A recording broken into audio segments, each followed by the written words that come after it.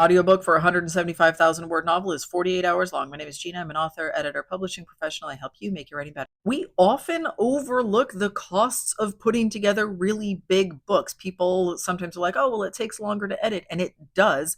Every single stage of editing takes longer. And if you're going through traditional publishing, these are people who are on salary who are dedicating more of their salaried hours to editing your book because there's simply more of it. If you are going with a freelance editor who is charging you per word, then those words add up over time. And I will tell you that it is not a linear progression. So a 150,000 word book does not take 50% more as long as a 100,000 word book. It is exponential. The longer the book gets, the more time per word you are spending on editing that book. And so, yeah, it takes a lot more time and a lot more money to edit those books. But then the production costs, and people automatically think like, oh, paper printing.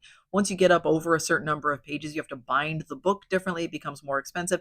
It's more expensive to ship because it's heavier. It takes up more space on the bookshelf.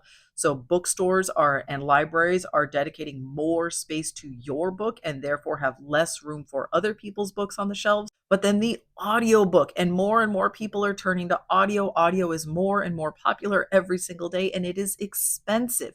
You not only need sound equipment, so you need a professional editor and a sound mixer, you need a professional narrator or voice actor or multiple voice actors to read your book. And they are being paid per hour, not just the 48 hours that you have of finished product, but they probably need 3 to 4 hours in the booth in order to get one finished hour of product. And then they had to read the book ahead of time in order to make notes about accents and voices and which character is speaking where. And they have to annotate that manuscript so they can be prepared for this. If we are taking books that are 48 hours on as a finished product, you are looking at easily 200 to 250 hours worth of labor for just the narrator, just the person performing the book.